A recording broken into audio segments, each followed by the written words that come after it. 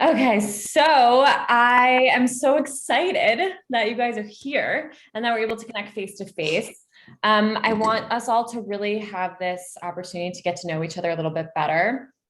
There will be opportunities to continue to get to know each other in our coffee chats and in our co-flows and in our workshops too. But Morning Magic Collective was really founded on genuine conversations, like easy conversations about what it is to be a woman who has her own business and the ups and downs of it all, and just being really honest, like what's really working for me, what's not working for me, what am I excited about, what is so hard, and meeting each other all where we're at, sharing wins, sharing pointers, sharing all sorts of stuff. And that's the beauty of this group. I always say it's really not a networking group. It's a community where we can have real conversations and not worry about networking, like surface level small talk. That's not my jam. So I'm glad that you guys feel similarly, that you're here. So welcome. I want to use the next bit of time before we get into Kristen's portion of the evening to get to know each other, to re-know each other, to connect with each other. Some of us haven't seen each other in a while. Some of us might not know each other at all. So if you're to do it all, just go around, introduce ourselves, say who you are, say where you are, say what you do, and share what you're feeling really excited about right now. And one thing that's a little bit hard for you right now. That's what it's all about, being really honest. I think that there's a narrative about being high vibe, right? And I think that high vibe is fully experiencing the spectrum of who you are. So we can sit here all day and talk about all the ways that we're killing it, but that is inauthentic and actually not high vibe. I think it's way more honest and real to talk about everything that we're going through. That's what we're here for, to really support each other in the highs and the lows and everything in between. So who you are, where you are, what you do, what you're feeling really excited about, and maybe one thing that you're struggling with as well. Cool? Okay, great. Does anyone want to go first? You can take a second to think about it too, if you want. Yeah, Allison, take it off. I'll go first. Hi, everyone. I'm Allison. I feel like I know most of you. Alex, I'm not sure if we've met. Yeah, we haven't connected as much. Person, not in person, but like, yeah, I'm always ready. I'm definitely the person who's like, any silence? Cool, me, I'll fill it in. I love it. I'm like the person that you want at your events to get. But I'm in Denver right now. I'm actually in Breckenridge, Colorado, in the mountains, while we, totally self-proclaimed teacher's pet, while we await moving into our new house this coming weekend. So I'm so excited. It's been a long process since like the beginning of May that we've been in the moving process and awaiting our home. So we're almost there. We're moving in this weekend, but I am a coach. My company is Poppy Lead, and I help people-pleasing entrepreneurs find their backbones by really coming at creating an intuitive and aligned business in a lot of ways, and like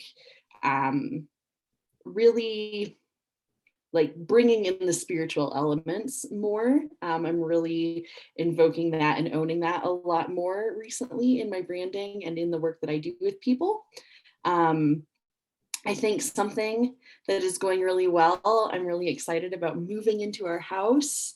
That's also a hard thing, but I'm really excited about moving in and kind of creating new spaces. But the hard thing is I recently, I feel like this is a safe place to share like numbers and kinds of things. I'm gonna say it. I'm gonna own it. I invested like $15,000 in myself this week, and in my like expansion on like a Tuesday, I made two big commitments to programs that are like massively up-leveling me. And today I participated in the first kind of session, and like the other people in the room, I was like finding them on IG, and it's like 24,000 followers, 15,000 followers, $100,000 quarter. And I'm like putting myself in those situations now of like, these are my peers, and it feels really empowering. But then there's like the occasional like, what are you, what? And like, I'm pretty good at like stopping the mindset spiral of like, who am I to do this and who am I to be here? But there's still some scariness and like, holy cow, that's a lot of money. And like, but it feels like the right next step. And I'm just really excited. But anyway, that's Amazing. me. Amazing. Allison, that's so exciting. All these things. What a huge like shift in your life right now in so many ways. Oh, I'm excited. I'm rapidly up leveling and I Yeah. feel sort of like one of those memes where it's like your spiritual guides are like dragging you and you're like, ah. And that's a little bit of my current experience where I'm like, where are we going? And like, Yeah. just follow your guide. So I'm along for the ride. Hi. Kristen and Selena, hi. Hi. Hi. We're just going Hello. around, we're introducing ourselves, we're saying who we are, where we are, what we do, something you're really excited about, and something that you are currently struggling with, because we're keeping it real. So Allison just Great. shared hers. Allison, what I was thinking while you were saying this new program that you're in is expanders, like amazing expanders that you're in the energy of now. And that's why I created Morning Magic Collective when I did, because I was like, I want to be in the energy of people killing it. I don't know what the fuck I'm doing. Like, I want to be around people who are successful so I can soak in that energy. So cool. How exciting. I can't wait to hear more about this. And by the way, you've been killing your Instagram captions lately. Thank you. I just finished working with Jackie and Carolyn. So they, The power duo. about, and like I'm reading Big Magic and like truly embracing storytelling and like all of this and like really remembering I used to write a lot of like books as a little kid, and I'm really totally getting back into that energy of like writing stories and like seeing what kinds of words I can put in sentences, and I'm having a lot of fun. So thank you so much. That's wonderful to hear that it is, my vibes are coming through. I'm feeling so fun. It's so fun with it. Yeah, I feel it. Amazing. Yay. Well, thank you for sharing, Allison. Does anyone want to share next? I'll go. Yay, Alex. So I'm Alex. I don't know if I've met many of you on more deeper level. Nina, I have a call with you later this month, but so happy to be here. I am now located in upstate New York. I'm kind of piggybacking off of Allison and this whole like move transformation process. It's been a bit of a whirlwind, like looking for a house this winter, and I finally moved in the last like 3 weeks and have been a little bit more removed off of social media and like out of work mode and getting back into that. So it's exciting, but also challenging. And then I am the creative director and founder of a design studio. We work with socially conscious businesses called Manifest It Collective, and a collective in a way where, I pull people in as an on-needed basis, like, photographers, writers, content creators, or strategists or illustrators. And I'm also expanding my business offering into on the property that my partner and I have into like retreat and workshop space, because before the pandemic, I put together an event called Greater Good Day, and it was kind of meshing in like wellness, sustainability, and design into like a very curated day in space. So I'd like to bring that container back and have another Greater Good Day, and then maybe also offer other people to just have this space as their own retreat to be able to host themselves. Somebody asked me a question. Where are you currently? I'm in upstate New York, so it's in Austerlitz, New York. It's like 2.5 hours from Brooklyn. I used to be in Brooklyn, so it's kind of a big jump. I'm now living in the woods and all in nature, which is nice, but also a bit strange. But yeah, so that's me. Amazing. Is your exciting thing and struggle thing, the house situation? Yeah, I'd say just, I guess like super exciting, but then also, balancing house projects that we really want to, push and work through quickly to then get our businesses back on track, but then also like expanding the challenges of like expanding the business offerings and preparing the property for the retreat and workshop. And so it's kind of like balancing getting back into design and creative mode with then I'm painting the bathroom and making that livable at the moment. So Yeah. yeah, lots of things, juggling a lot of things, but it's good. Well, the moving situation is temporary. That dust will settle. Yeah. I mean, even this week I already feel a Awesome. lot more settled, so Good. it's good. Yay. Yeah. Cool. Thanks for sharing, Alex. Who wants to share next? I'll go. Yeah, I should go. I was waiting for like I did a little. Hi, I'm Nina Stoller-Lindsay. I am also recently moved from Brooklyn to the woods or the semi-woods of Carmel, California. I am a social media strategist and coach, and I work with mission-driven brands as well as solopreneurs primarily in sustainability, wellness, and inclusion. And I actually had been like marinating for a while on specifically what kind of mission-driven brands I wanted to work with. And I had an epiphany in a recent Morning Magic Collective call. So kudos to Kelly for hosting these things that help us get in touch with ourselves and our business desires and all of that.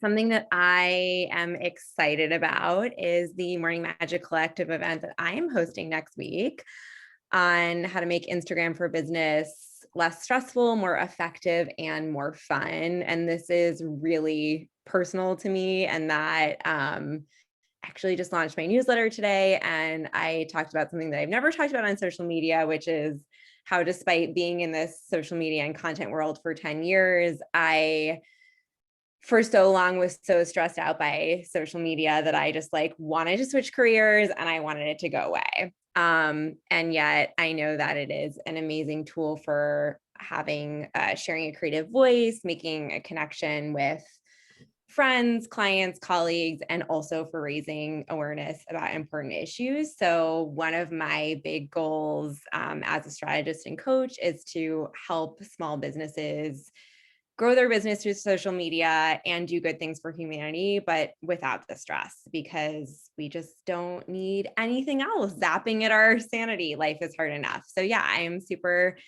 excited about that event as a way to share with more of you some strategies for turning Instagram into something that sometimes is really depleting into something that is empowering on a personal and professional level. And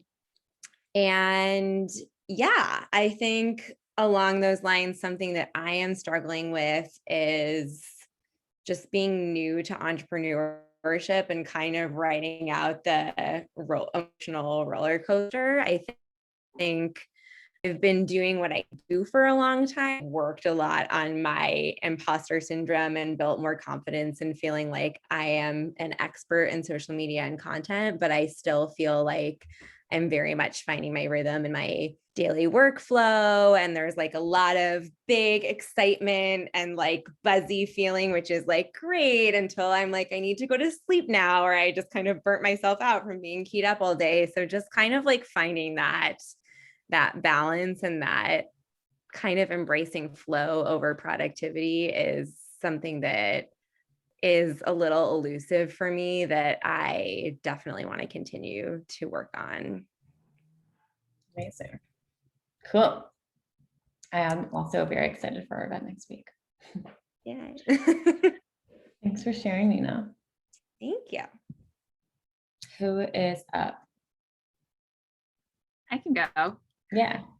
Hi, everyone. I am Marianne. I am in Chicago right now, suburbs of Chicago with my family. I just moved out of New York City like 3 weeks ago. So I lived there for 9 years and it was crazy. and still grieving and processing that experience. I used to work in the fashion industry for 7 years, and now what I do is a trauma writing coach, which is a complete 180.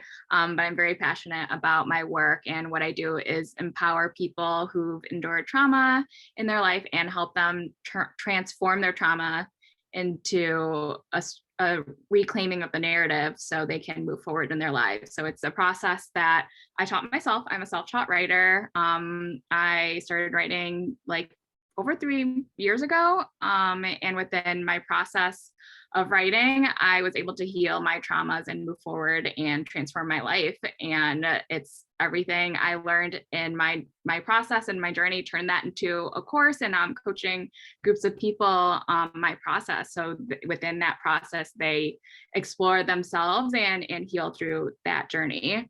And one of my struggles right now, I guess, would be like dreaming with doubt, I guess, like not with doubt, but like I have such big ambitions and like things that I want to do that like when I tell people, I like also downplay it, and like I get embarrassed by like how big my dreams are. Like today I was telling someone like, you know, I someday want to run for office, like get into politics, be a senator. And then I was like downplaying it. And then my friend was just like, why are you gaslighting yourself right now? Just like own it. Like you're working, everything you're doing now matters to get you to that place. And I was just like, I just got called out on my own shit. So that's one thing I'm working on, is just like dreaming unapologetically. And like when I share that with people, not to be humble to a fault where like I doubt myself, because I'm literally like gaslighting myself when I tell people like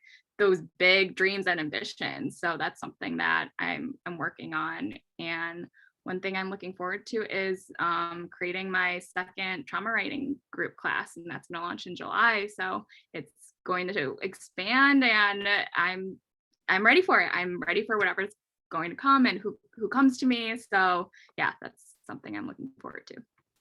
Yay, amazing. I'm so glad you're here. This is definitely a place for you to shout out those dreams and for us to totally cheer you on without any judgment and only love and excitement. So flex that muscle and strengthen that muscle with us for sure. And thank you for sharing, Marianne. Love that I get to see double of you today. Selena, Kristen, who wants to go next? Hi, I'm Selena.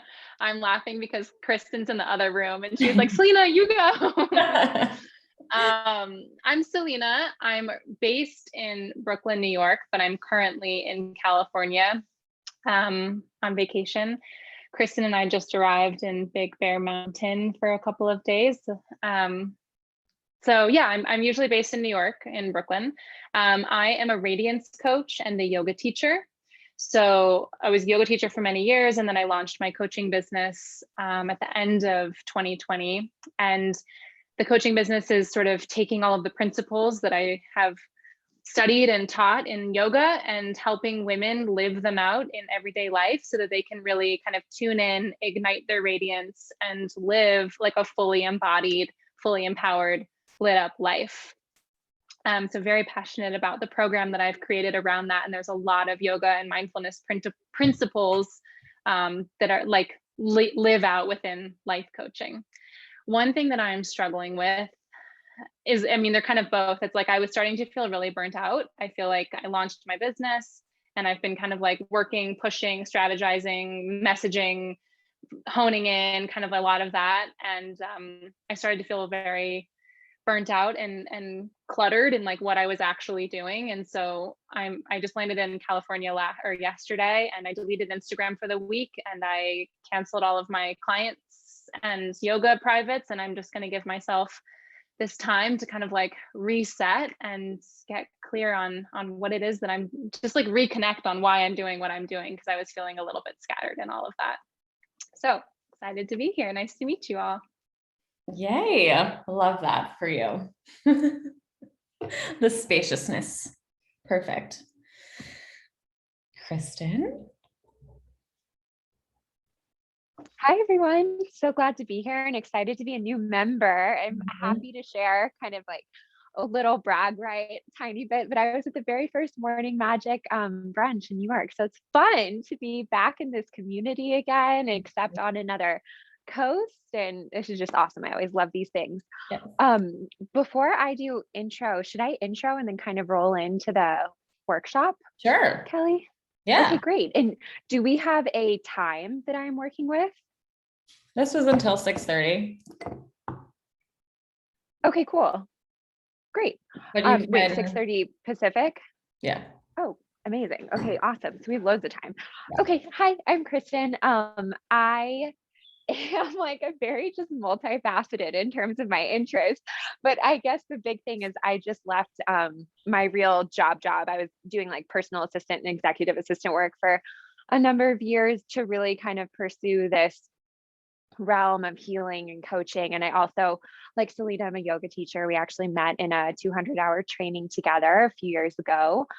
So my area of focus, though, in terms of my coaching and my practice, is really all about this idea of reclamation and reclaiming the areas of your life in which you've developed these fragments and separation from self. The way that this is working for me is really going to be an evolution. Like the more that I'm working on it, the more into it I get and see where it goes. But as of right now, it's really focused on this idea and concept of shadow work. So addressing like the shadow side of personality, of your inner thoughts, your inner world. And I give people an understanding of how to like bring it to the forefront, bring it to light, understand what it's trying to say, and then actually integrate it into your life so that you can have this embodied level of freedom and self-acceptance, just knowing that you're okay with all sides of you, even the ones that you don't like and you try to avoid. Like what I teach is that there's actually a ton of magic and beautiful things that live within that space. So that's really my focus. The way that this comes through is in coaching, it's in group programs. I also write a newsletter every single week. That's how this whole thing started, called Nourish. My brand is called Nourish the People. Yeah, that's a little bit about me. So my excitement right now is I'm just generally, thanks, Kelly. I'm generally just super high on life at the moment. I'm so excited to be going into this new direction. I'm so excited for being brave enough to make this pivot and just like I'm really at this time right now, I'm very unattached to the outcome of it all. And I'm really just looking at every day and every moment as like an opportunity to do and try something, which is fun. So I love being in the space that I'm at. It just feels really good. And it's taken a lot of work to get here. Yeah, I completely agree with that. So that's where I'm excited, just loving life. So happy my friend is here. Love having a friend in town. It's the best. And I guess my struggle, kind of similar to Selena. It's like the other side of that coin. So it's like, yeah, you have these freedom and these ideas, but the struggle is always finding, I guess, clarity and consistency in what you're doing. Even this month, like I had so much going on, just wrapping up my job and like kind of pivoting and doing all of these that I've currently lost touch a little bit with Nourish the People, just mostly thinking about Instagram. So I'm definitely doing that workshop next week, just thinking about like being clear and concise in my message and like what are my goals or what's my area of focus for this month. It's a little hazy at the moment, but you know, it's okay. And that's also part of what I'm excited to be up here for, is both Selena and I are kind of disconnecting, taking a step back, getting clear, and then going back into it. So yeah, but super glad that we're doing this. Yay. I'm so glad that you are officially with us, Kristen. Yeah, me too. Me too. Yeah, thank you for sharing. Like I said, we have time. I gave us enough time so that we could really share, get to know each other, and also kind of let you take it away, Kristen. We might end earlier, and that's fine too. At the end, I do want to check back in after Kristen's done. I do want to check back in with us all. But Kristen, take it away. Last time that we had a new member party situation last time that we opened the doors, and I invited Kristen to come speak, and everyone was obsessed with it, myself included. I was like so mind blown and became even more obsessed with Kristen than I already am. So yeah, So I invited her back so that you guys can experience this too. And what we're going to do is like, it's always it's something that is always changing. So what we're going to talk about is not something that you've ever heard before. I'm sure of it. So, Kristen, let's hear it. Let's get into it. The juiciness of it all. Let's go. So I guess first thing I'll say about astrology and tarot is a little disclaimer. I am completely self-taught. So the reason why I know these things is because I've literally just been studying it, reading it, practicing it for years and years. And also candidly, the way that I get most of my information and tools into learning this is YouTube. I have various people that I listen to every single morning, and over cumulative time, like that's how I am taught. So I just want to put that out there in the sense that my kind of brand of astrology and tarot is very unique to me. And it's very possible that like you'll hear things here that are a little different than you would hear somewhere else. But that's also why I love these tools, because what these tools do, what astrology and tarot do, is they give you these guidelines and these practices and these stories and then these ideas so that you can take them on, wear them, take your intuition and break down what it means to you. But you get to play with the same like stories and numerology and symbols, and it's all just super fun. So I'm excited to get into this one because it's really interesting and very, very timely. As I was working on it, it's going to be super cool. But just know something I always say is like, this information isn't sacred. It's meant to be imaginative. It's meant to like inspire thought. It's meant to get you to think about something maybe a little bit differently or reflect a little bit on something that you're noticing.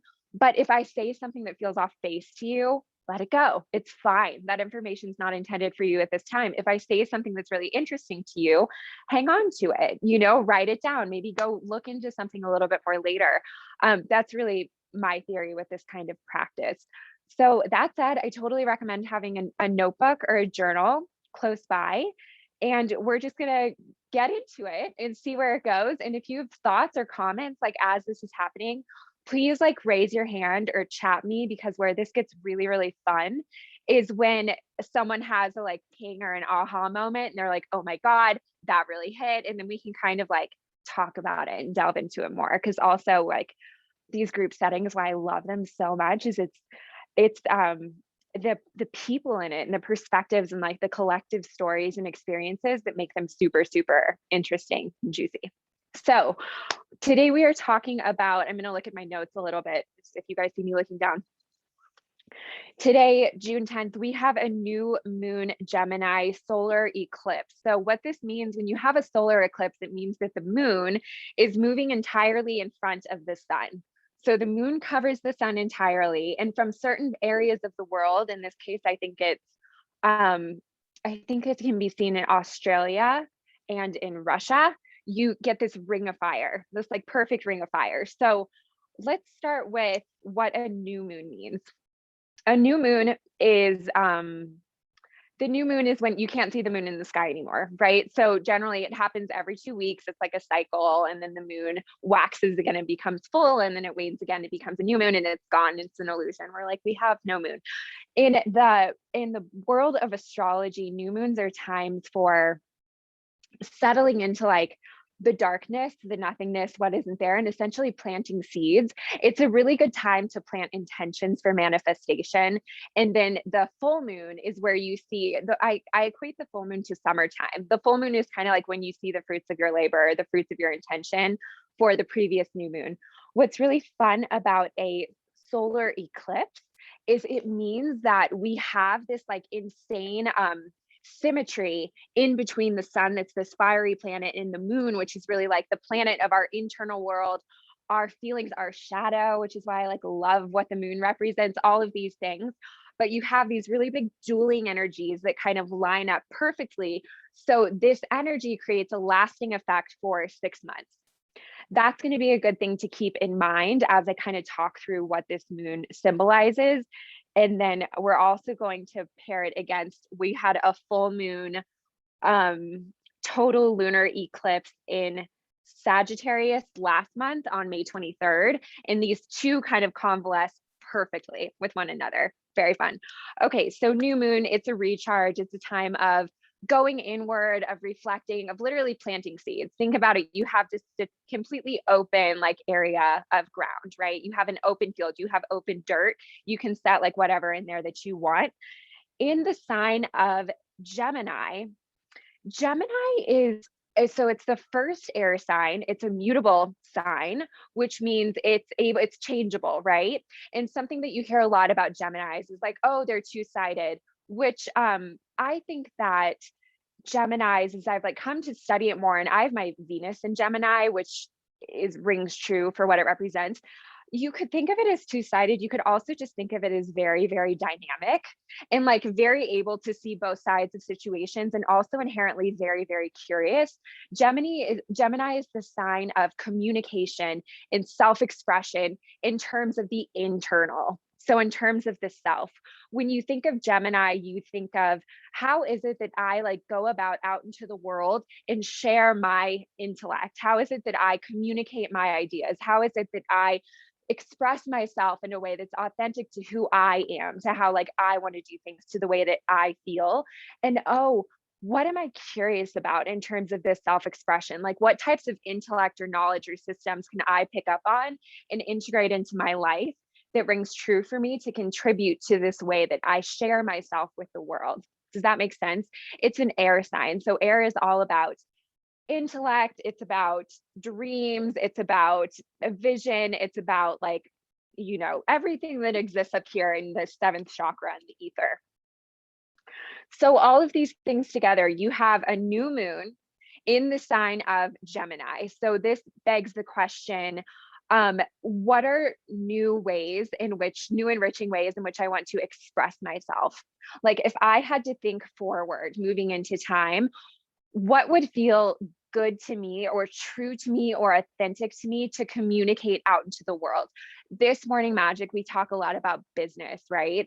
And business is really like a giant form of self-expression, especially the types of work that we do.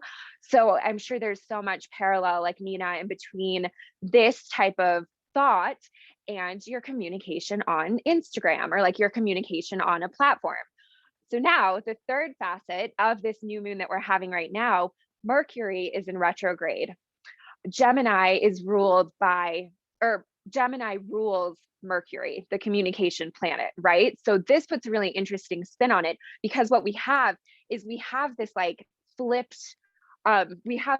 approach. So if Mercury was not in retrograde, the question that I would pose to you is, what modes of self-expression or communication feel good and authentic to you right now? How can you harness that and take it and move forward with it? Because Mercury is in retrograde, which means it feels like things are moving backwards. This is fine for me in particular, because this kind of begs the question of the shadow side. What forms of communication and expression have not felt good to me? What was a moment when I was doing something and I was like, ooh, that felt off. Like that didn't feel like me, or ooh, I don't really enjoy doing that. What are those moments? Because actually in those moments of slight like discomfort or slight offness, you can get tremendous insights. You can get tremendous light from that, right? That's why I love shadow stuff. It's so fun. So with this lineup of these three things, the new moon, the solar eclipse, which is also then that supercharges this information, because you have the sun shining full light onto the back of the moon. So it's like the sun is supercharging these intentions. It's supercharging these realizations for the next 6 months of time. It's an opportunity to relook at shadow and relook at the gritty, uncomfortable things and take them and sit with them and flip it.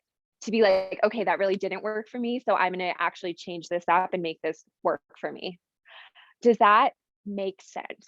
Any questions, any thoughts? Is that pretty clear? Yeah.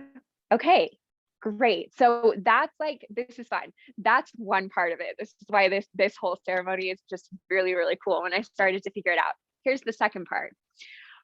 Last month, the 23rd, sorry, there's like a lot of words for these eclipses. So we had a total lunar eclipse and a full moon in Sagittarius.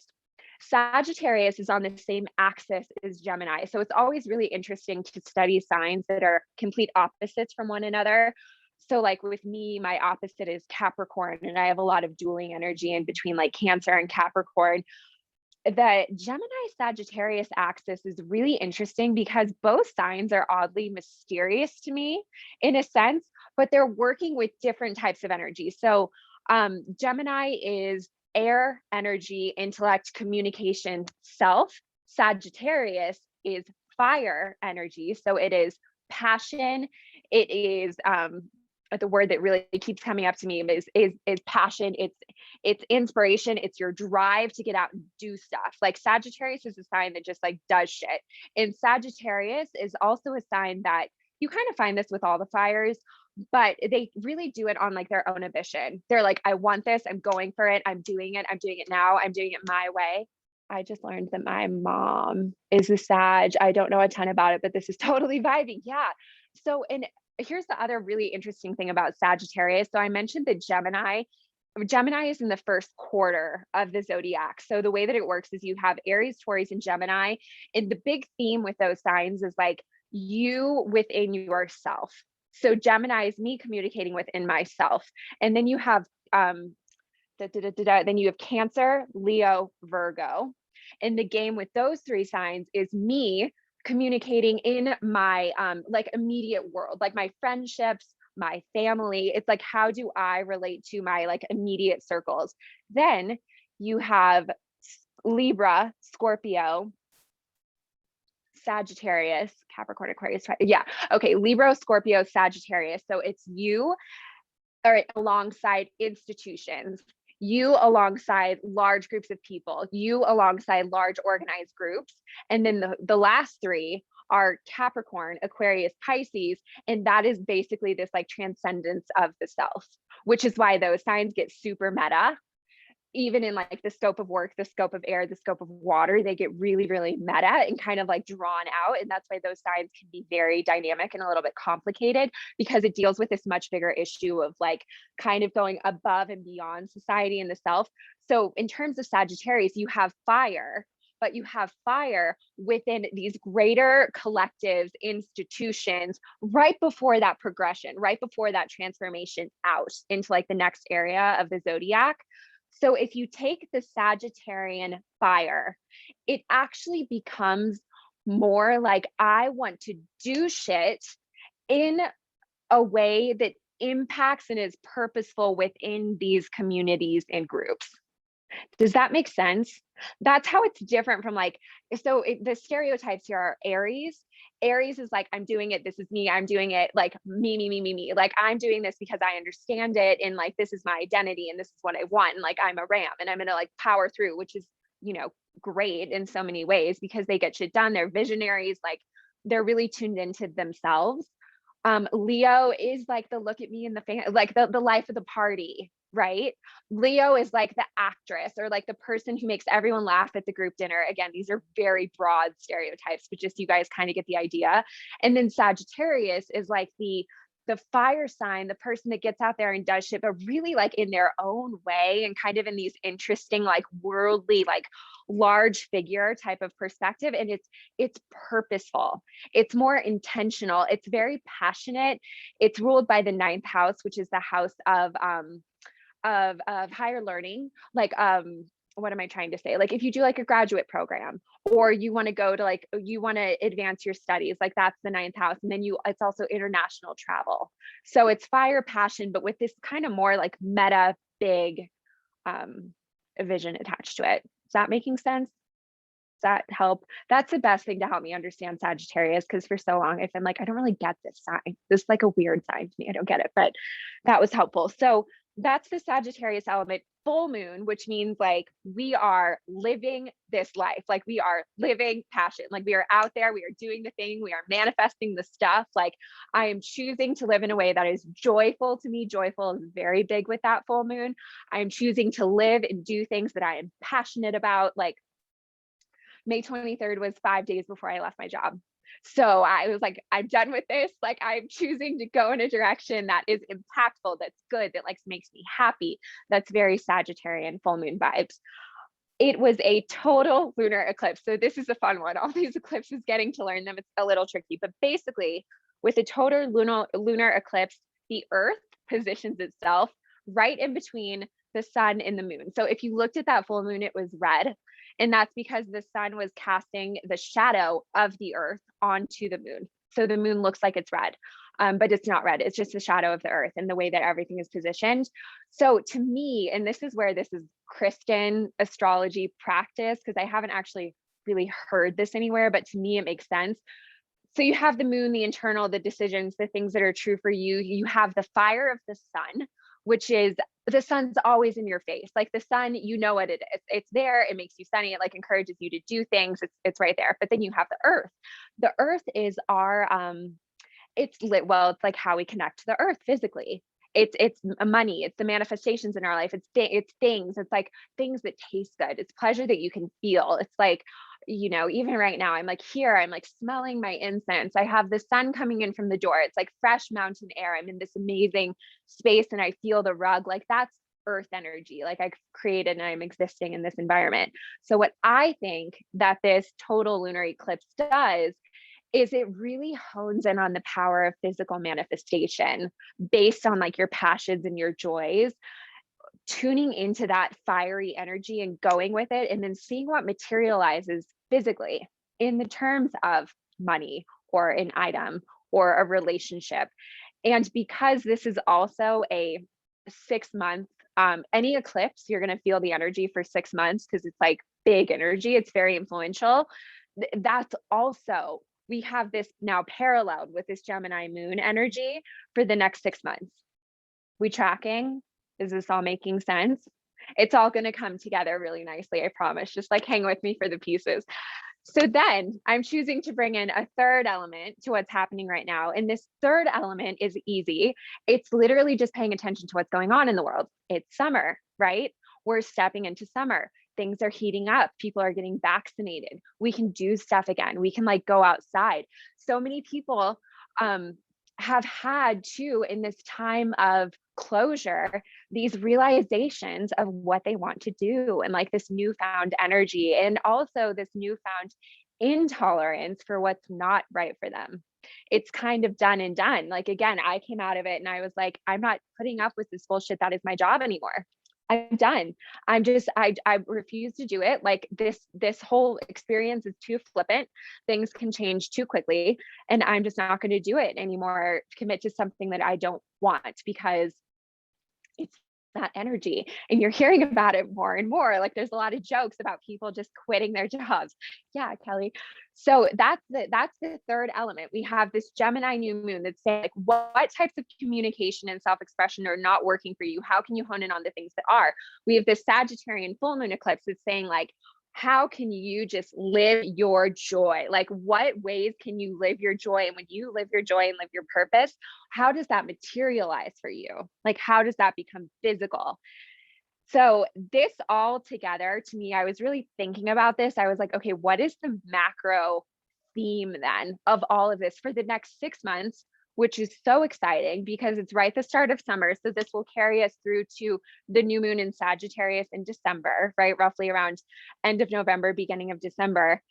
And this is what I think this opportunity is, this gap that everyone can kind of get to think about and break down is for the next 6 months, there's this huge opportunity for personal reinvention in order to impact the collective, because we have the Gemini self and self-expression, but we have this opportunity to really beg the question, how can I take this form of self-expression and channel it into choosing actions that are intentional, that bring me joy, that are purposeful to me in order to make bigger impact and bigger manifestations for this collective shift that's happening and moving forward. Energetically, with all of this information, like that's what it's all leading to. It's this huge opportunity. And the cool thing is I'm probably saying this to you and you're like, yeah, duh. Like that's kind of what I've been thinking about anyway. And it's because this is a reflection of the energy that's already happening, right? This is just another kind of clear, concise way to put it. But you see this in this group, like with Kelly, with my friend, I see people already starting this in motion. And this is just a reassurance that yes, this is right. Like, these are the right questions to be asking yourself. This is the right time to choose energy of joy and of purpose and of passion. And it's the right time to really pay attention to the misses and use them as opportunities to make pivots, and then notice and take special note of the physical manifestations that come through as a result of those two things. Something that I do that I was actually just telling Selena about that's been a super powerful tool for me is making mini win lists at the end of the month. And a lot of those things that come through are physical type manifestations. And it's really good, especially as like business owners, it's a really good idea to have as reminders, because what happens as people who are driven and people who want to help and make change is you get so motivated and you are like, so like, I'm a dreamer to my own detriment. It's painful how many ideas and like how many things I want to do. It could like take me down if I don't balance it. And the reason why is because I want to do so much. So what I've practiced is like that reminder, that list of like, these are the physical things that have materialized. And I can remind myself of that and be like, okay, it's okay. Like, all of these little things are so important. That's just like one practice to have. I'm going to give you one more practice, and then I love to like, I'm going to read through the comments. Another thing that I noticed, and this connects very much with the Gemini new moon and also kind of with that earthly manifestation piece, really as you're shifting, like this energy is shifting and you're thinking more about self-expression, I really encourage you to pay attention to those random little pings of insight and inspiration. You do not need to act on them, but pay attention, because there is real wisdom in real truth and real knowledge in just like driving. You're like, ooh, that's kind of a good idea, or like, ooh, that would be cool, or ooh, I've never thought about that before. Start a voice note, write it down, pay attention to those things, because I think especially right now, like, if you don't need to do anything with it. You don't need to like Sagittarian, like go for it. You can just have this bank of these little lists. They will serve you undoubtedly at some point in time. Like, those things will actually absolutely come back to you to help you. That was my other thought. Okay, time to open comments. No wonder I'm feeling it the past few days. My moon is in Gemini, 100%. So when you have energy in these planets, it means that it can just intensify the experience. In Gemini moon, Selena's a Gemini moon. So that means that your emotional landscape, right? Moon is very much, I love knowing people's moon signs, because that gives insights into how they process their feelings and how they process like their understanding of things, and how they decide to do something or not to do something, and even like how they choose, I mean, relationships in some sense, like how they feel safe, how they don't feel safe, how they react when bad things happen. With Gemini, it's like this really need to understand and intellectualize things. I'm also very, oh yeah, absolutely. Well, Pisces just like feels all of the things. So that's fine. Wow. So you have like a super intense, like intuitional, emotional capacity to like intake a lot of different emotions and feel all of it. And then with the Gemini moon, that would be this like kind of intellectualizing it higher level and then getting really curious about what's there. And Virgo rising, and then creating it. Okay. And then like developing it down into a system and organizing it. Is that similar, Alex? That's Yeah, I interesting. think that's pretty spot on. Yeah. So yeah, if you have energy in these planets, you can, again, it's a system. So you learn the system. So with a moon in Gemini, you're like, oh, I would understand if like maybe my emotions right now, they feel kind of sporadic and all over the place, because I feel like I'm exploring all sides of every situation. You're like, oh, was I mad about that, or am I happy about it? Or like maybe I'm like kind of both, or like, I don't know. I need to kind of sit with it. That could happen, and that's okay.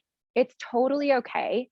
There's, I'm an avid journaler, I'm like an avid writer too. I love the trauma writing. That's really amazing. But writing helps me with that when my brain does that. I'm an Aquarius moon. So I do a lot of the same thing in terms of needing to like intellectualize and kind of compartmentalize and understand feelings. So Gemini placements, like if you have any other Gemini planets, for instance, I have a Gemini and Venus. Venus is the planet of like, it's known for love, which is kind of true. But I really think it's more about experiencing pleasure in all things. What gives you pleasure in life? So that's kind of fun for like a Gemini Venus, because it then begs the question of like, how does pleasure come into this? Like, and then it's what is self-expression feels good and doesn't feel good, and how can you learn from that? Does anyone else have any like Gemini placements they want to bring up? No? Great. Any other questions, thoughts? Just go ahead and riff anything that came up that feels like it makes sense or doesn't make sense. You guys can totally come off mute too. Yeah, absolutely. Communication struggles lately definitely makes a lot of sense. I feel like I'm a little bit more irritable this week, and like Mhm. not knowing how to express that specifically with my partner. And I've been trying to like put my finger on it, like what the fuck is going on? But yeah, makes sense. And I do Yeah. need to do more journaling, which Kelly, thank you for that guidance the last week about. So it's gonna happen. Yeah.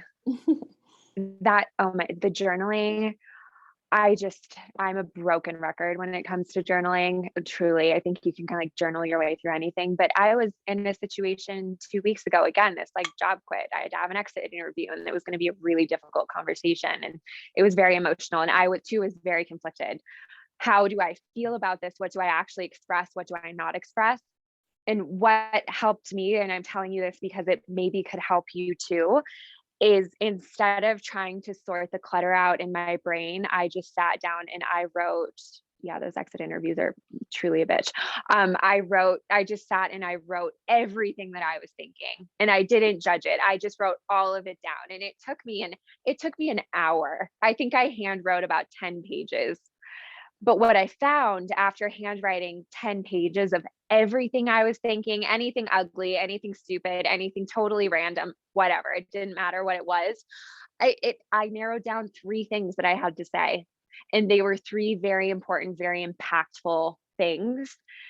And the exit interview was amazing. It went perfectly. It could not have gone better. But had I not done that with the feelings, it wouldn't have ended up that way. And these moons in general can make everyone feel a little bit wonky, especially because the moon is like, it is our emotions, it is our feelings, and it waxes and wanes, and it's going through these big energy in this eclipse. Then yeah, it's totally normal to feel thrown off. Also, things can happen with your hormones. Like the moon is very, very prevalent. What did this chat say? Especially when there's surprise exit interviews 30 after you tell. Did that happen to you, Nina? Yeah, I like when I left my job at the end of January, like I told my boss, and she immediately, like I felt like I went in with like a very like, I'm leaving to start my own business. This is like a combination, I've been wanting to do this for a long time, combination of like personal, professional reasons, which was very true, but also like, like trying to maintain a certain relationship. And it was just like immediately a ton of questions about what was happening. And it's like, I was not really prepared for this, like an immediate response, but but it was interesting actually, because like I loved your event, the last new moon event you did, because it actually like really helped me to decide to leave my job. Not that I like, Wow.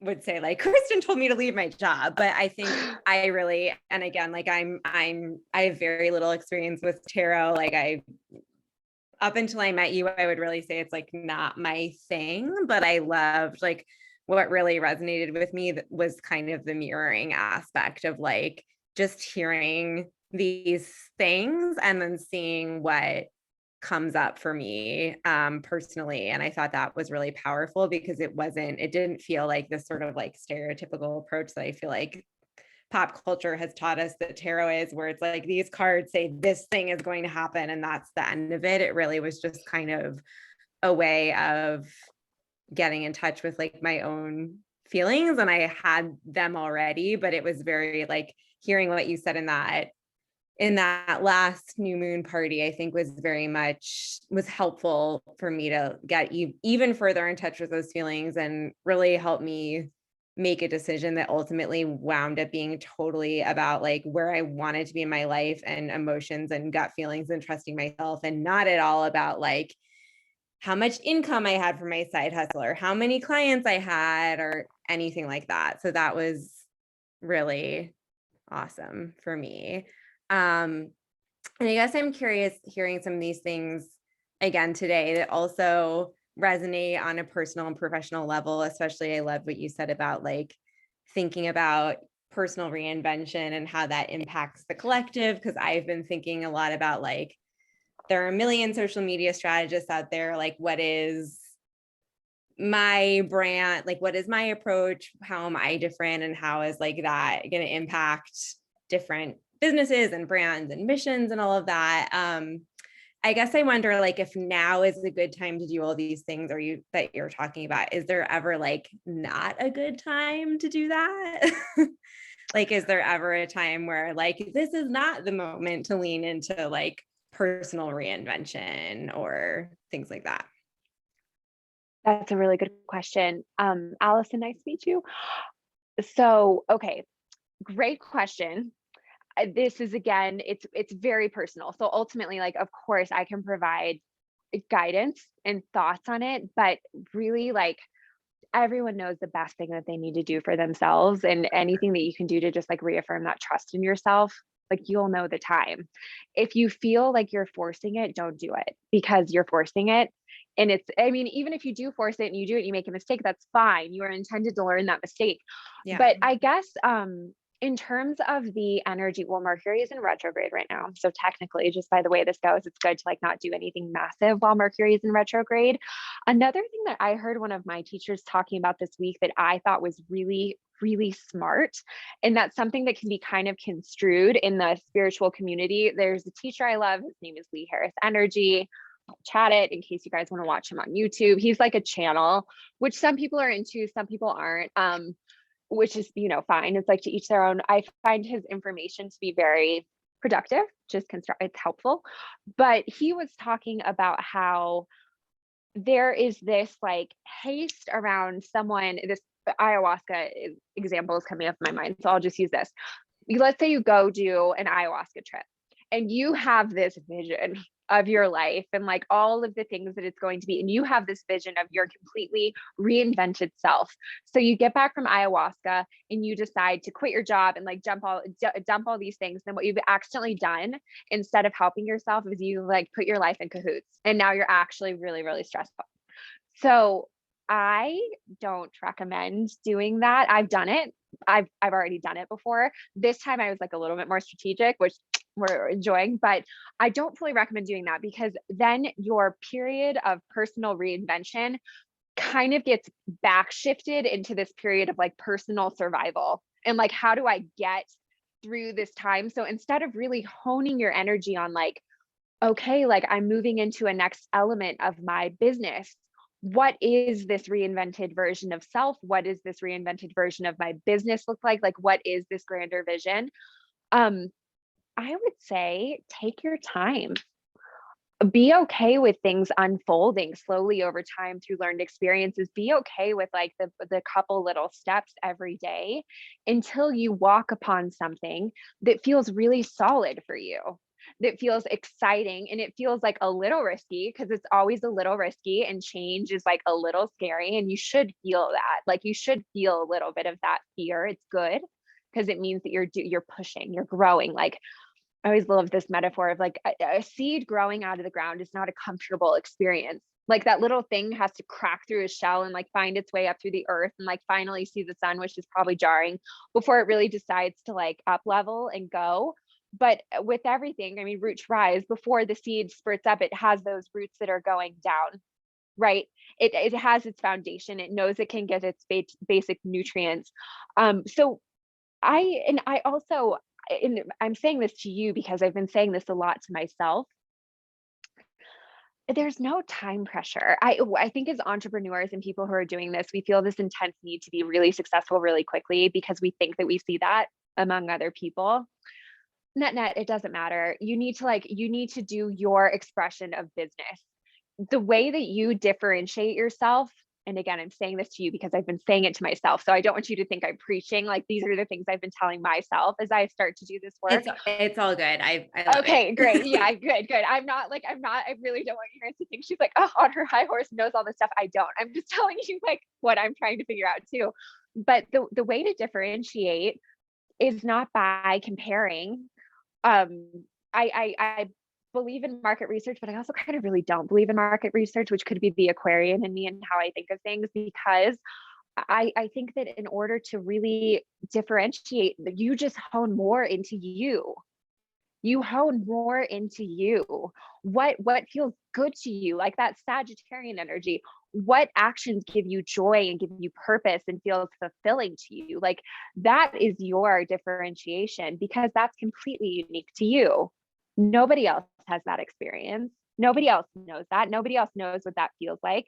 And that is an experience and a perspective that you can give to new people that will probably inspire them in really cool ways, because guess what?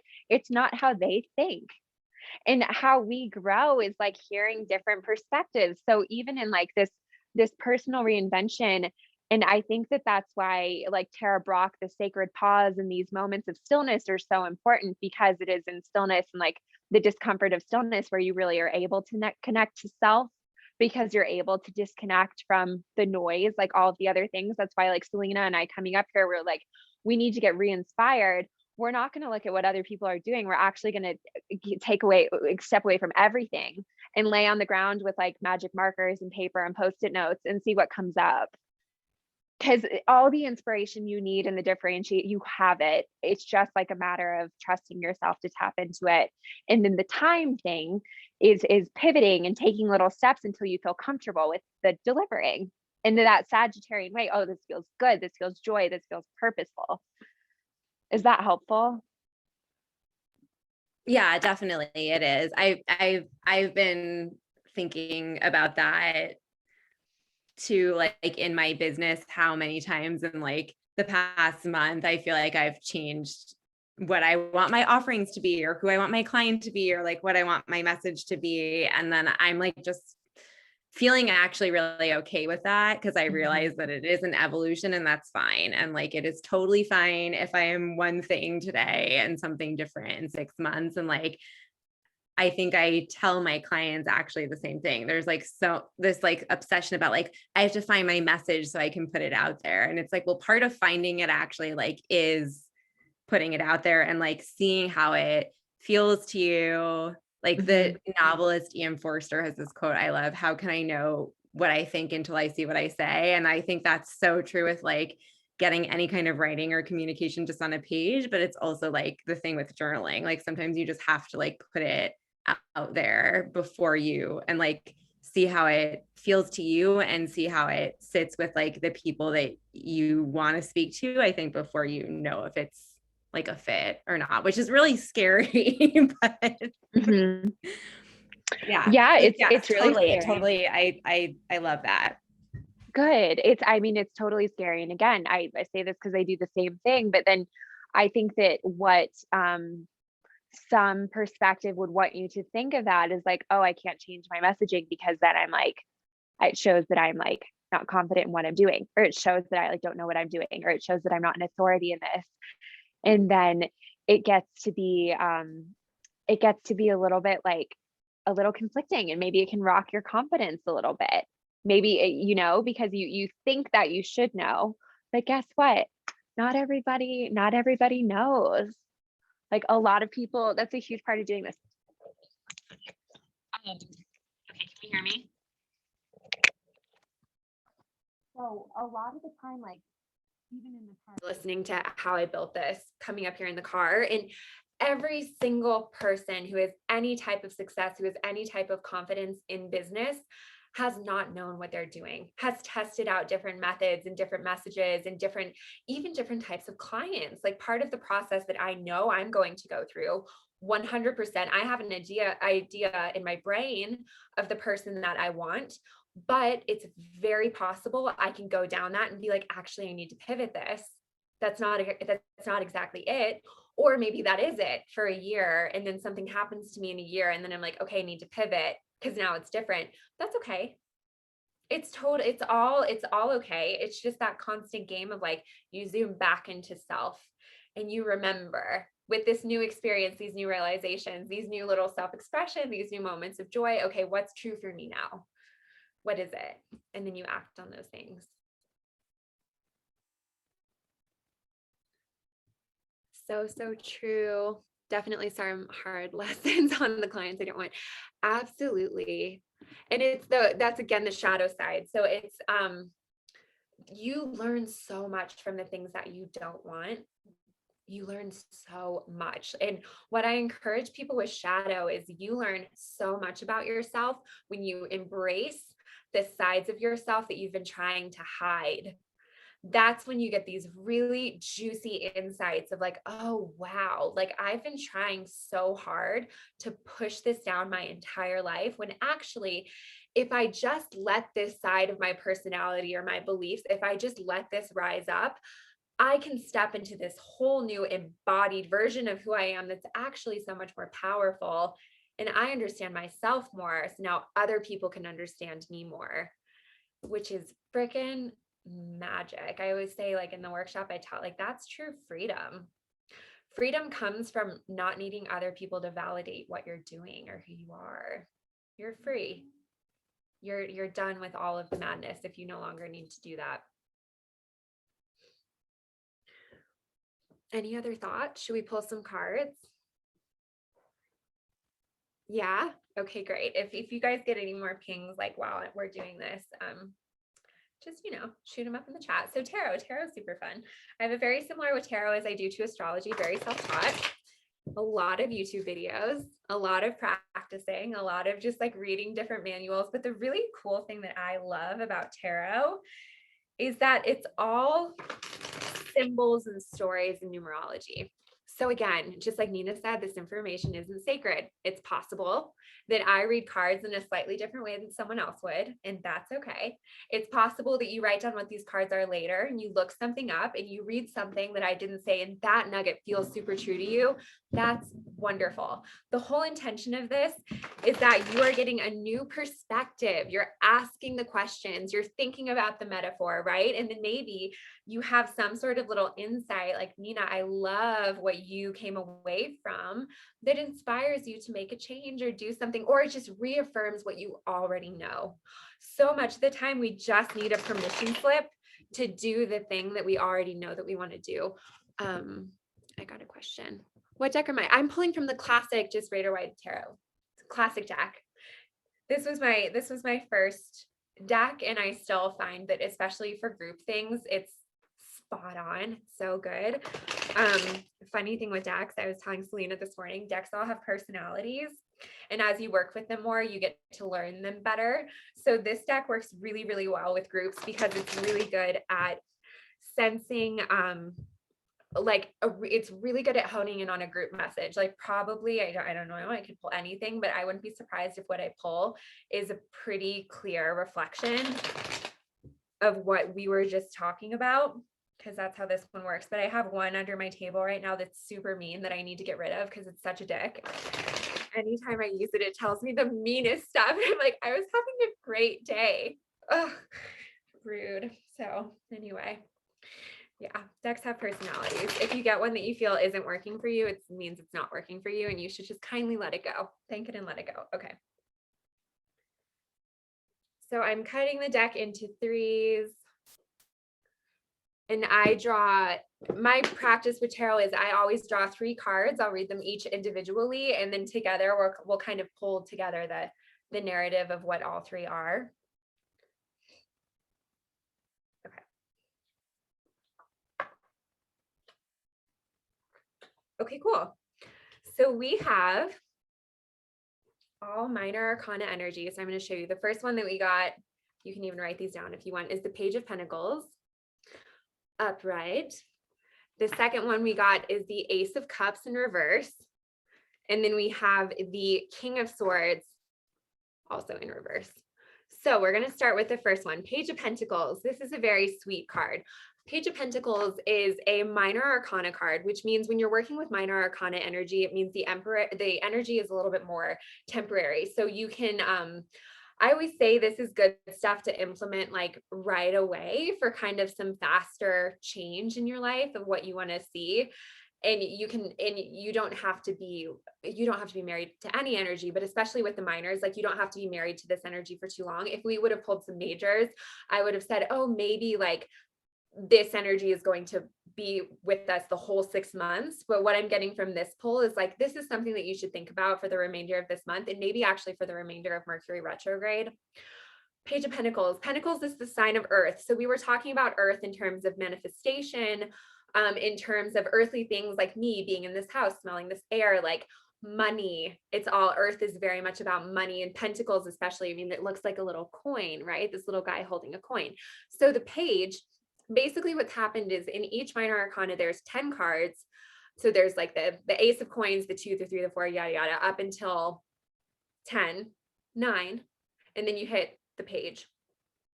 And then you go into the courts. So what this story is this little person has gone through the entire story of the Pentacles. So it's learned all of those kind of foundational lessons about earthly material things, money, goods, tangible relationships, even homes. And now it's getting a little bit more serious. So now we're becoming a little bit more evolved in this energy, but we're still the page, which means we're young. We're new to the evolution. The Page of Pentacles is very like wide-eyed about what can be, about the things that you can materialize in your life. The Page of Pentacles is very hopeful.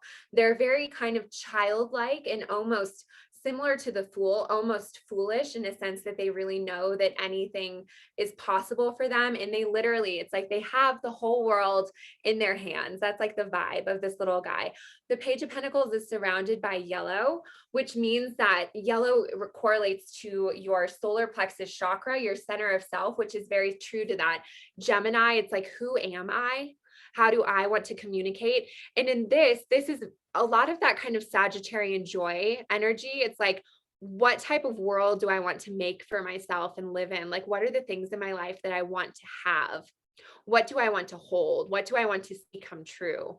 When I look forward into my future, what do I want it to look like? What do I want it to smell like? What do I want it to be like? How do I want to feel when I wake up in the morning? It's all of those wonderful earthly things. You know, what do I want to be wearing even? And the page, the fun thing about the page is like all of those things can happen. I have the ability to make all of these things come true because they're new. And there's something so brilliant about that. You know, I say, you know, childlike curiosity and anything with the inner child, that's true magic. Having that frame of mind and frame of reference is so helpful. One of my biggest things recently is not taking things too seriously. I've said like a million times over the past day, and this card really embodies that. It's not sacred. Don't take it so seriously. Of course, you can have the things in your life that you want. Like it's all right there. And you're basking in this yellow, this like sense of like, I know who I am. And like, I feel the sun and like, this is me. And this is because this is me, like, this is what I can do. So this is a good little confidence card. I would say it's also kind of related to the strength card in a sense, the strength and the Fool. Yes, trying to embrace that lately too. This is a good thing. It can always, always, always be embraced. Like, again, if you get nothing out of this whole reading, that's a really good thing to remember. Just as you go through this process and this rediscovery and this reinvention, that childlike sense of curiosity and that belief, that knowing like I can hold whatever I want to. I can have all the things, of course. If other people can, why can't I? Ace of Cups. So Ace of Cups is fun. I love the aces. The aces are a gift from the universe. Every time. So we'll look at it. The reversal means it's like a shift in the energy. We'll talk about it upright first, and then I'll talk about the reverse. So Ace of Cups, cups is water. Water is intellect, intuition, dreams, feelings. It's like that really juicy, like, you know, I feel like this is what I want to do, and this feels good to me. And this came to me in like a moment of insight. And I know that if I embrace this, like it will lead to abundance. Like the Ace of Cups, the cup runneth over. There's enough water. There's enough resources. We have enough. And this gift from the universe is kind of a magical aspect. It's like you're just being handed this thing. This is like those intuitive pings that I mentioned, right? paying attention to intuitive pings and what can come through. Absolutely so much abundance in this card. What can come through from those little moments. This is kind of the epitome of that, but then it would manifest into like one of your gifts. So with this card being reversed, essentially what it says is the energy is still there. With reversals, the energy is always still there, but maybe there's a workaround.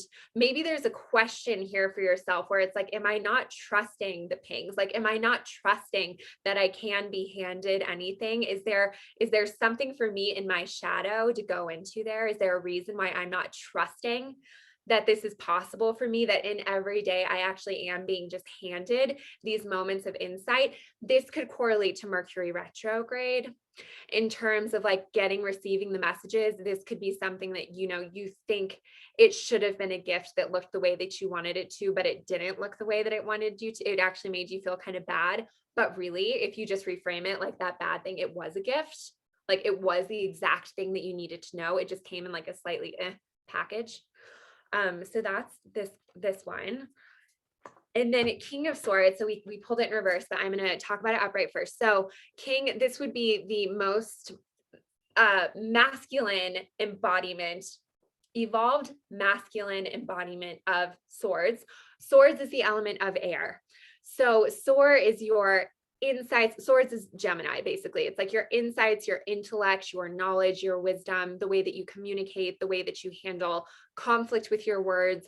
I love lighting it up to swords. It's a double-edged sword. So if you think of a sword, an actual weapon, it can do two things. Like it can kill someone, or it could potentially save a life. Like you could protect yourself with it, or you could really hurt yourself with it if you don't know how to use it. Thoughts are the same. They can help you, or you can really hurt yourself with them if you let them get awry, right? If you don't understand how to use the tools, if you don't understand that, I am feeling very confused in my mind, instead of reactively acting out on these thoughts and this confusion of communication, I'm going to sit and I'm going to write it out, and I'm going to take the time to understand it so that I can communicate thoroughly and in the way that I intend to. That's an example of like the King of Swords taking charge over a situation. The King of Swords has mastered the art of intellect and saying what they want in a masculine kind of diplomatic, strategic way in order to impact a certain outcome. This again ties so much into what we were talking about with it's in reverse. It could be that maybe you have miscommunicated something recently. It could be maybe you aren't being as sharp or clear in your words. It could be that really you're maybe confused about what to say. Like you do not have that clarity of thought. You do not have that clarity of communication, that clarity of intention. And maybe it's because you're reactive. Like maybe you just aren't connected completely to the emotions of the situation, which is causing your communication to be fragmented. Or maybe you don't trust yourself. Maybe you're just not clear. Maybe you just don't really know what it is, and you kind of just need to sit with it. So with this card, reversals are always, especially when in these lower, not lower, but just these less dense energies, you could say, it's really workable. I love saying that. These are like little lessons, just little nuggets to glean, and then you can play around with them. So looking at them all together, we have two energies that are in reverse that are kind of both along these lines of like you're being handed something, or like you're getting a thought, but you don't believe it, you don't trust it, or you don't really know what to do with it. Like you don't know exactly how to communicate with it. And what I'm getting as the solve or the potential workaround for that is just going back to like that inner child, that inner knowing, that inner belief, and the kind of the dreamlike state of what do you want? What do you want to materialize? What do you want for the collective? Like we have the next 6 months to take in this personal reinvention, to try it out, to act in ways that are really good for us so that we can create the world that we want. We can create the life that we want to have, the business that we want to have, the money that we want to have, whatever, the shoes that we want to wear, whatever it is for you. But the way that can really come about is by, just like we were talking about with Nina, it's like that inner trust and inner clarity. And yeah, that comes from like maybe trying things out and not always being clear. You can learn that. Always connecting back to this element of play is huge. I mean, there's nothing better than going back to that like childlike sense of wonder and just trying things out for the hell of it and being curious and having fun and dreaming the dream. And then seeing what new truths that brings up for you, or what new trust and fearlessness that gives you to accept the insight or to communicate the thing in the way that it feels good. How is this sitting? Do we have any thoughts? This is fun. Here, I'll do the numerology real quick, and then we can just like chat and hang out. Okay, so another aspect of this, we have the page, the ace, and the king. Those are all ones. They all translate to ones. Just any court card in the, like if it's the suits where they're whatever, queen, king, all ones. So our number for this poll is 3. 3 in numerology is a new beginning. 3 it is so cool. I love how this always works out. But 3 is like you have a man and a woman or whatever, and you have a baby, right? You have this third entity. You have a canvas and paint, and you create a piece of artwork. In Katona, it's like you have your right hand and your left hand, and that makes a sound, right? It makes a clap. So you don't, 1 + 1 isn't 2, it's 3. It's this like new entity, this new being, this new thing that's alive. It's a new beginning. It's a chance for like a totally reinvented you. If you, well, not if, but just, when you take these things on and you choose to try them out, there's always an opportunity to do this work. You don't have to correlate with the moon or any of that. Life is just, it's a constant opportunity. But specifically right now, for the next 6 months with these energies, and really on a collective level, that's why moons are fun and astrology is fun, is because you get many, many people, like all 6 of us here have probably had many of the same thoughts and same struggles. We're all doing it together, which is exciting. That's why it's fun to talk about, because that collective consciousness energy really can impact great change. And something that we're witnessing now, specifically in the next 7 years till 2027, is this huge shift in the collective consciousness, and this huge shift of what Selena and I were talking about, like mind into heart, going from things were really physical, things got really intellectual with technology. And now I hope to see things become more heartfelt, like actually making decisions with this energetic space instead of everything here, because this actually holds in other cultures. I mean, in Eastern culture, the heart is the center of all wisdom. They have these like drawings, and everything does come from the heart because that's where all of the wisdom is. But we're just kind of like relearning and retrying that on. Look at the chat. We have a full numerology workshop coming up. Oh my gosh, that's amazing. I definitely have to do that. I've been getting so many 1s, 2s, and 4s lately. I love numbers. I'm a huge proponent of angel numbers. I have like a crazy relationship with 11s. Pay attention to those things. That can also really tie into this vibe, those little intellectual pings. I always say, when you see a number or you start seeing patterns in numbers, notice the number for sure and be like, oh my gosh, that's so cool that just happened to me again. But notice what you're doing and notice what you're thinking, because what you're doing and what you're thinking, there's really cool magic there. Like those are really good insights, even if it seems insignificant. Still pay attention. These cards are so aligned with where I am. Oh, that's awesome. I'm glad. Do you want to elaborate on that at all, Marianne? Yeah.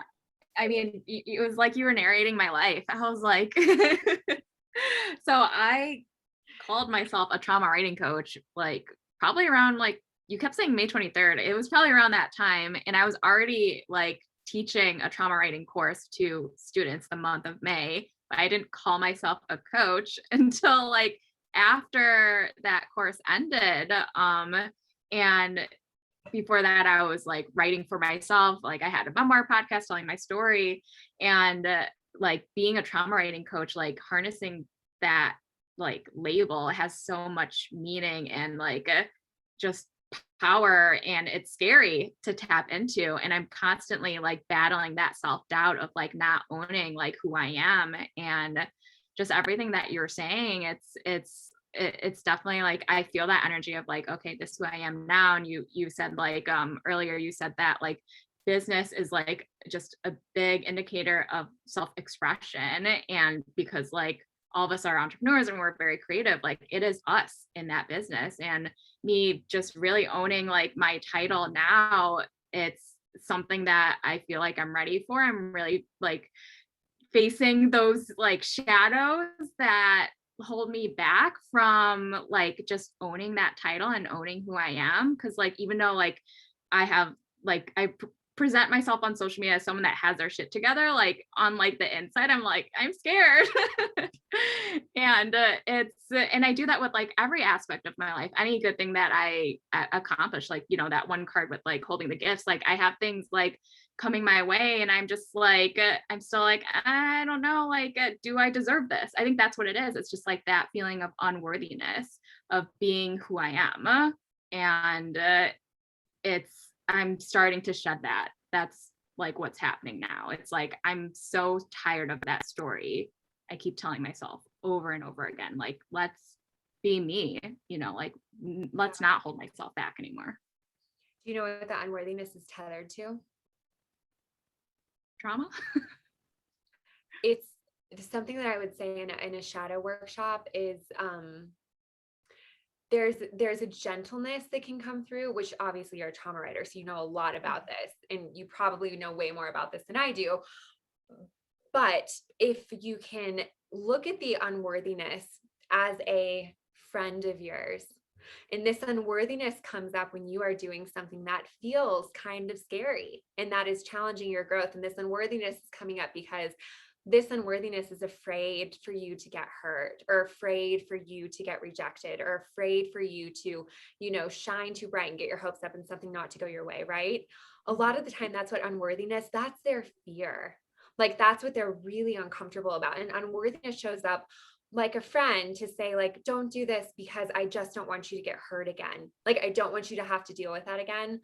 So what I teach in shadow is, instead of rejecting it or maybe saying like, go away, or like, I need to get rid of this, maybe you could try recognizing your unworthiness as like a business partner. And you see unworthiness and you're like, okay, I get it. This is scary. Like, we are doing stuff that I am not comfortable with. I look like I have my shit together. I feel like I don't. And guess what? Nobody has their shit together. That's the other really fun thing about that. But I appreciate you, unworthiness. I understand why you're here. You're right. That was super scary. And I don't want to feel that way again. However, I can see that my work is having a powerful impact. And this feels really wonderful and actually very empowering. And because we've already faced so much and we've gotten through so much, if anything did happen, we would be okay and we would be able to get through it again. So I appreciate you. I see you, but we're still going to do it. Yeah. I have goosebumps.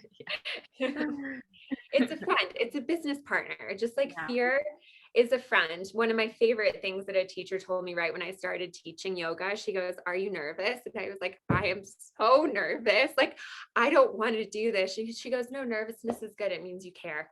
Just go do it. It's fine. You care. Your intentions are so good. You're helping people with their trauma."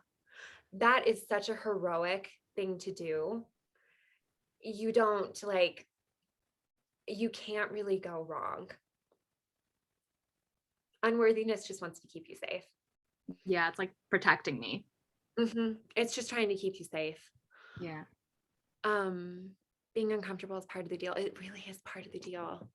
Yeah. It really, really is. This reminds me of the research that says people who have imposter syndrome are better business owners or something like that.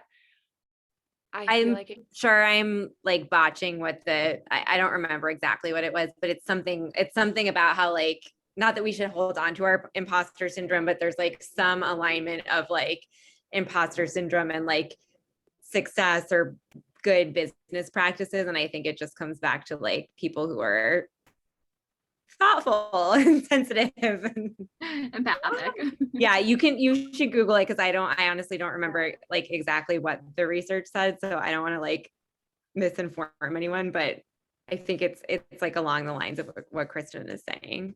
No, Yeah. that's great. Totally. I will Google that. I love studies like that. But of course it means, you care. There's a lot of benefits to being a, like, pardon my language, arrogant asshole, right? Because you just go do it and you don't care.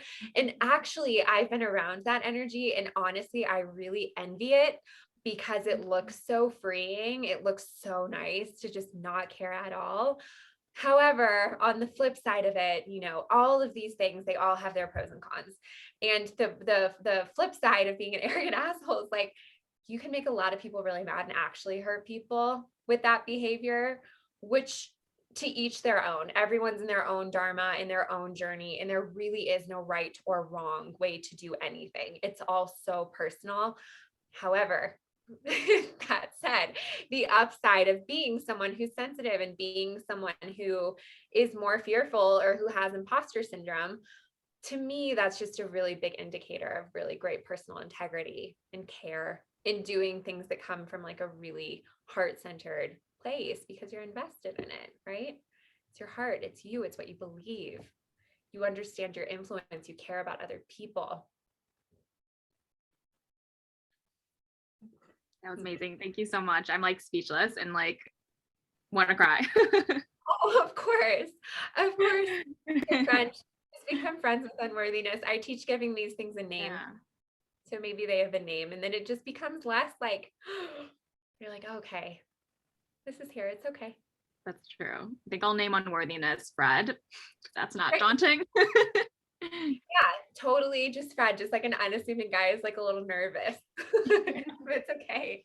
Also, I love what you do, and I'm so excited to be following you and, like, learn more about trauma writing. That's really incredible.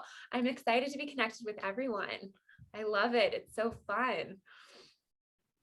This is so great, Kristen. Thank you so much. There's like that was so many things between the astrology and the tarot and the numerology. Like, we just got a full, well-rounded, like, I don't even know what to call it. A wake-up call, like, loving hug.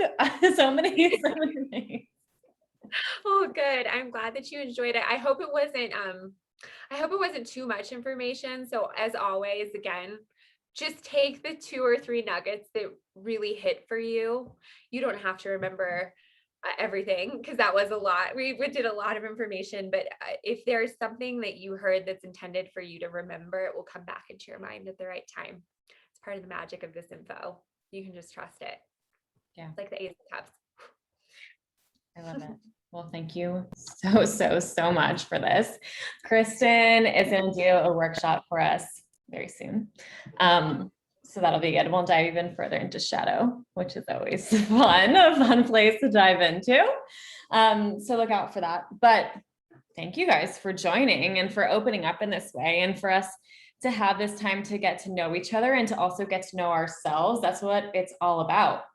We're just constantly learning new practices to get to know ourselves better, and then show up as ourselves and love each other for that. Like, it's that simple, and cheer each other on for all of it, the whole journey. So thank you guys for being here. There will be many more conversations and ways to connect. And I was thinking about ending this with something specific, but I actually like the energy that we're in right now, and I don't want to completely shift it. So I think it'll just feel nice and good and nourishing and grounding to continue on with our day as is, after all of this knowledge that we soaked up. So we will do that other thing another time. But thank you guys. Thank you. And thank yourself too. It could be really nice for us all just to take a minute to close our eyes, maybe put your hands on your body and feel this communal energy that we're in right now, this buzziness internally and externally, how it feels to be so supported exactly as you are right now, how it feels to be sharing space with other people who are so growth oriented and open-minded and love-driven. How special that is.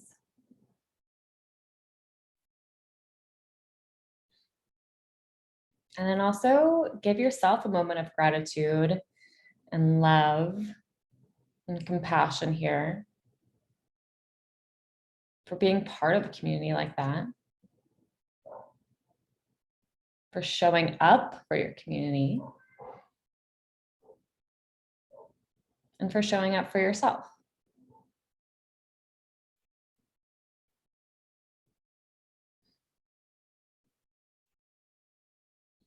And allow that buzz to carry you through, but together we will let's take one deep inhale and one deep exhale together to close out.